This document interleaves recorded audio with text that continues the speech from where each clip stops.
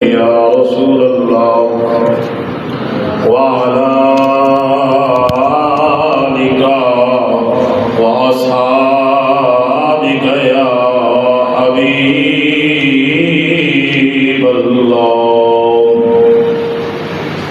الصلاۃ والسلام علیک یا رحمۃ للعالمین الصلاۃ والسلام علیک یا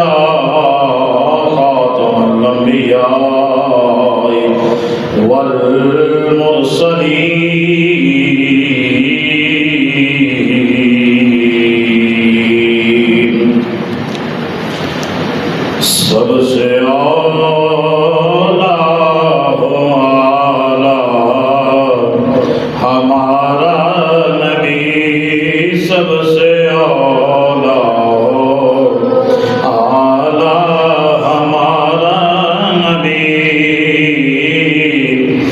سب سے بالا ہو والا ہمارا نبی سب سے بالا ہو والا ہمارا نبی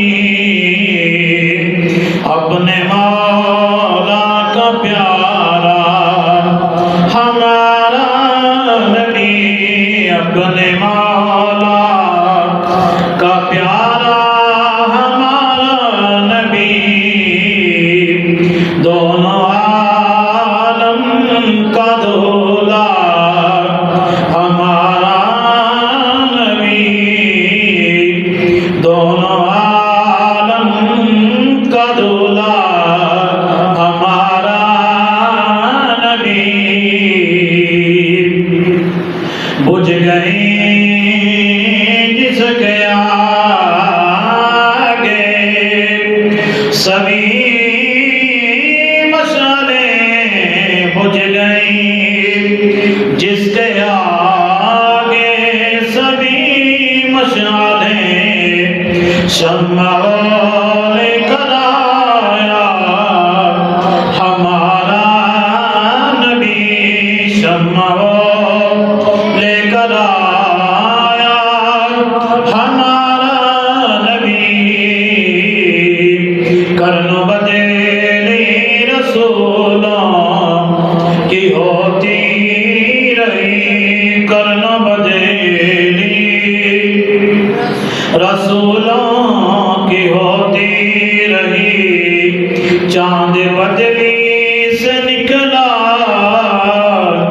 ہمارا نبی چاند بدلی سے نکلا ہمارا نبی چاند بدلی سے نکلا ہمارا نبی سب سے اعلیٰ ہمارا نبی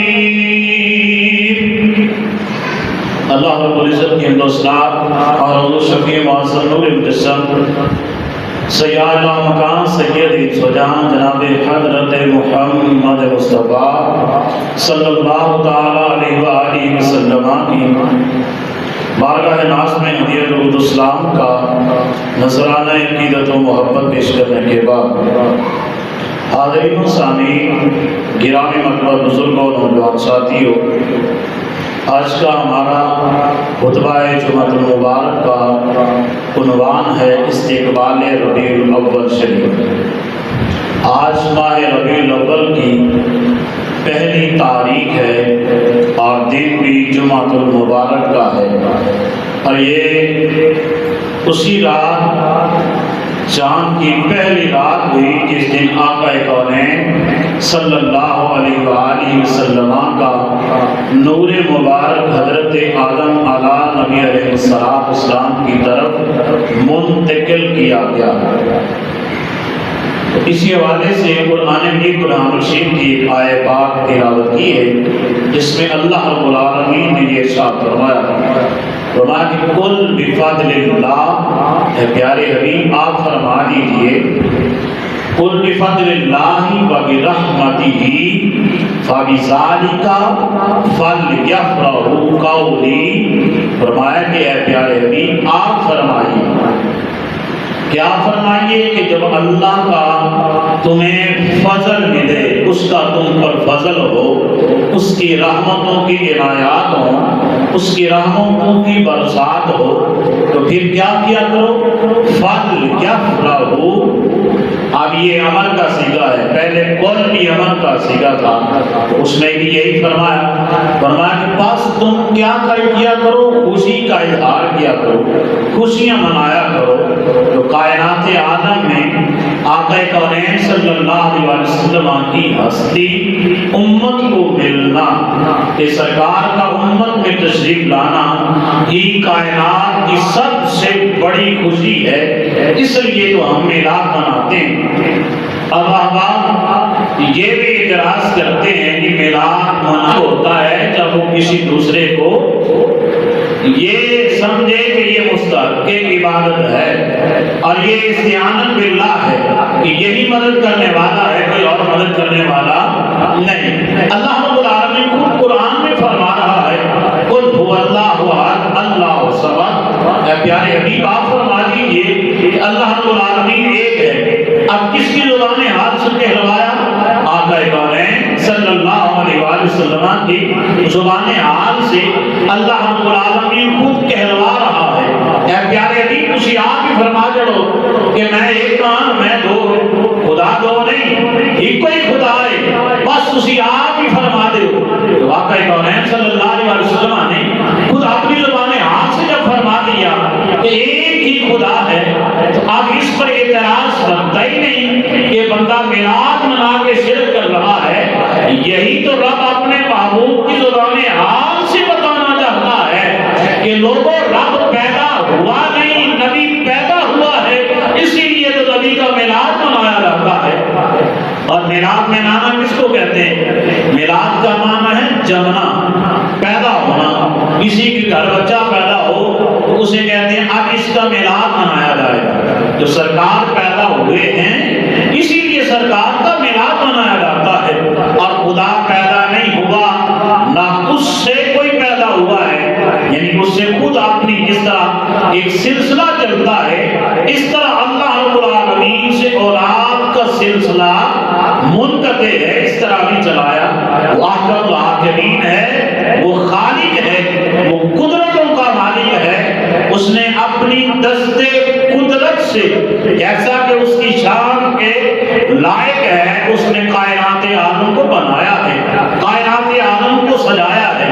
تو اب سرکار دو جہاں صلی اللہ علیہ وسلم کی ولادت ہوئی ہے، اب ولادت پر سرکار کی خوشی منانا، اس کا اظہار کرنا مومنین پر یہ ضروری ہے۔ اور اللہ رب العالمین خود قرآن میں فرما رہا ہے، لَقَدْ مَنَّ اللَّهُ عَلَى الْمُؤْمِنِينَ إِذْ بَعَثَ فِيهِمْ رَسُولًا، فرمایا کہ تحقیق میں نے احسان کیا۔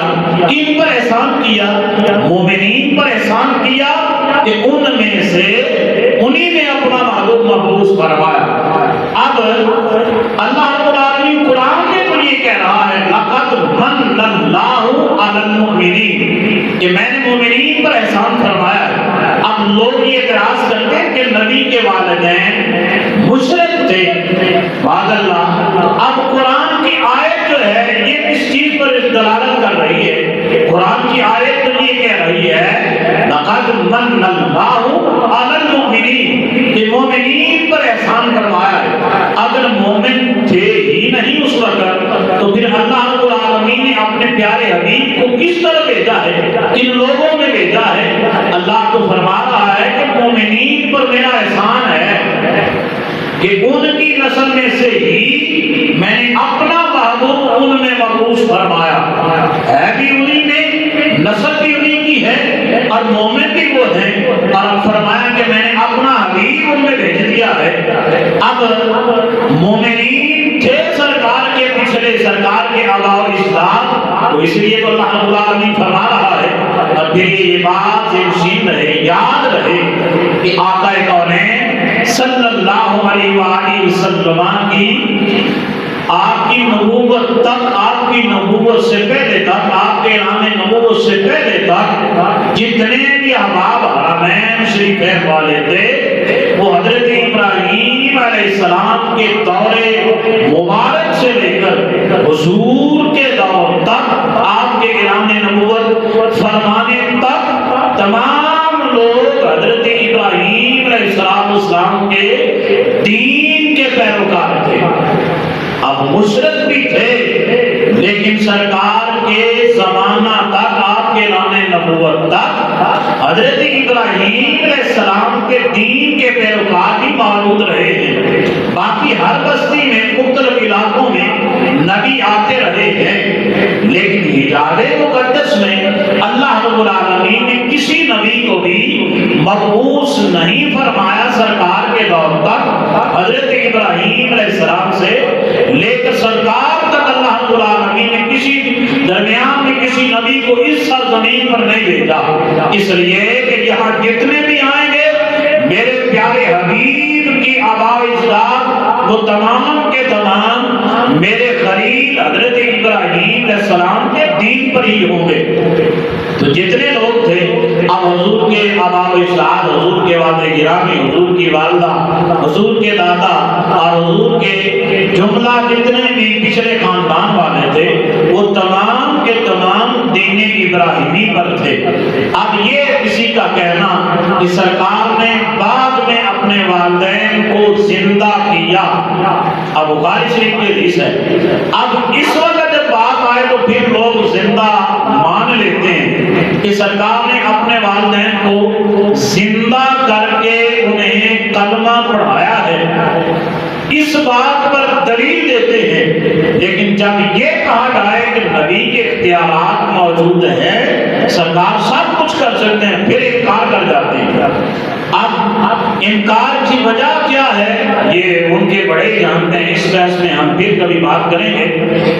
اب میلاد کیا ہے کہ سرکار کے پیدا ہونے کا، سرکار کے پیدا ہونے سے پہلے سرکار کی والدہ محترمہ نے جو واقعات دیکھے، جو کبھی کسی اور کی ولادت پر پہلے نمودار نہیں ہوئے تھے، کسی نے بھی ایسے واقعات نہیں دیکھے تھے، کسی کی ولادت پر ایسے واقعات نہیں ہوئے تھے، ایسے معجزات نہیں دیکھے تھے کہ سرکار کی ولادت ہی ایسی ولادت ہے کہ جس جیسی کوئی ولادت ہے ہی نہیں۔ اور پھر سرکار اللہ کے لاڈلے محبوب جو ہیں، اور پھر جب سرکار کی والدہ جو نور مبارک ہے آپ کی والدہ مبارکہ کی شکم میں آیا تو آپ کی والدہ خود فرماتی ہیں کہ میں کنویں پر پانی دینے کے لیے جاتی ہوں تو پہلے تو مجھے ڈول نیچے پھینکنا پڑتا تھا، لیکن جب نور محبوب کونین صلی اللہ علیہ وسلم میرے شکم میں آیا تو فرمایا اب میں کنویں پر جاتی ہوں، جانے کی دیر ہوتی ہے تو فرمایا پانی خود بخود اوپر آ جاتا ہے۔ یہ ہے سرکار کی ولادت کے معجزات، اور وہ معجزات جو کسی اور کے پیدا ہونے پر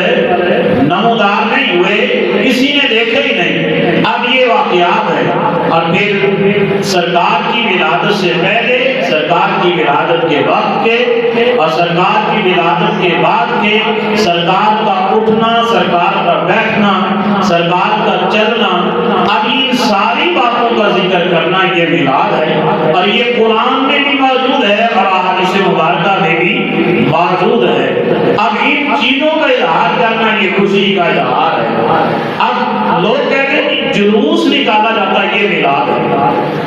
اب تھوڑا سا فرق سمجھیے گا، اب جو جلوس نکالتے ہیں یہ میلاد نہیں، یہ ایک علیحدہ عمل ہے جو ہم کرتے ہیں، اور یہ مستحب عمل ہے کہ ہم سرکار کی خوشی میں، سرکار کی ولادت کی خوشی میں ہم یہ عمل کرتے ہیں، اور یہ ہمارا اپنا رائج کردہ طریقہ ہے کہ اس طرح ہم خوشی کا اظہار کرتے ہیں۔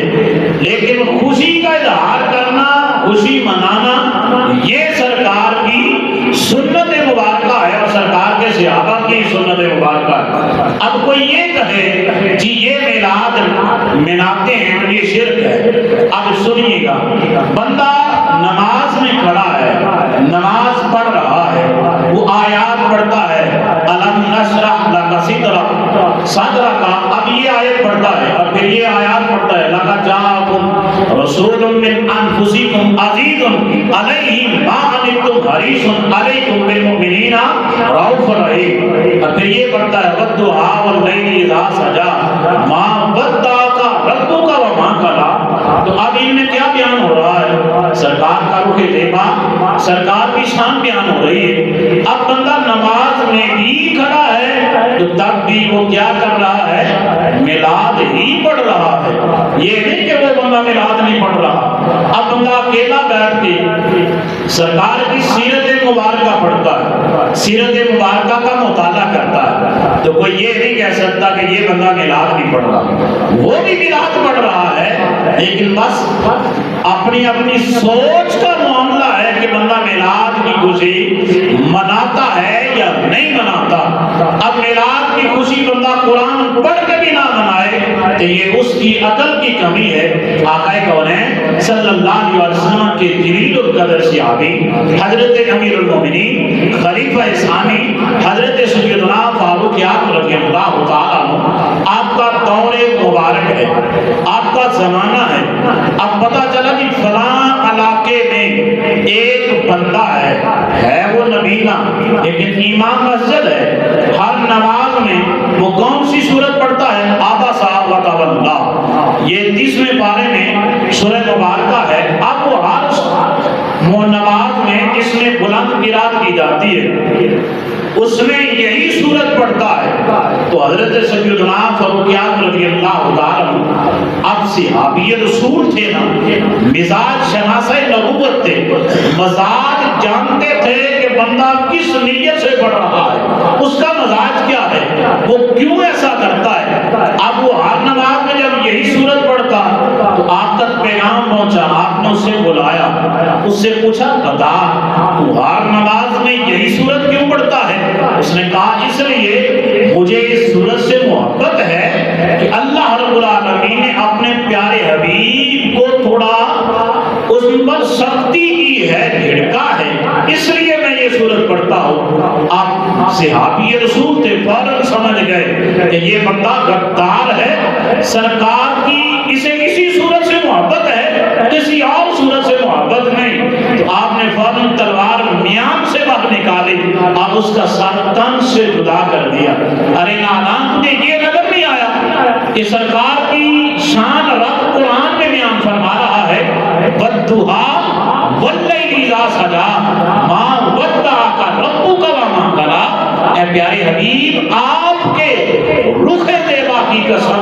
अब अल्लाह रब्बुल आलमीन खुद कुरान में अपने प्यारे हबीब के चेहरे मुबारक की कसम उठाता है। और फिर अल्लाह रब्बुल आलमीन खुद कुरान में किस चीज की कसम उठाता है? ला उक़सिमु बिहादल बलद। है प्यारे हबीब, जिस शहर में आप पैदा हुए हैं मुझे उस शहर की भी कसम है। अब अल्लाह रब्बुल आलमीन तो अपने प्यारे हबीब के पैदा होने पर आपके शहर की कसम भी उठाए। जिस दरख्त का आप फल खाएं रब उस फल की भी कसम उठाए। अल्लाह फरमा रहा है ना वत्तीन वज़ैतून।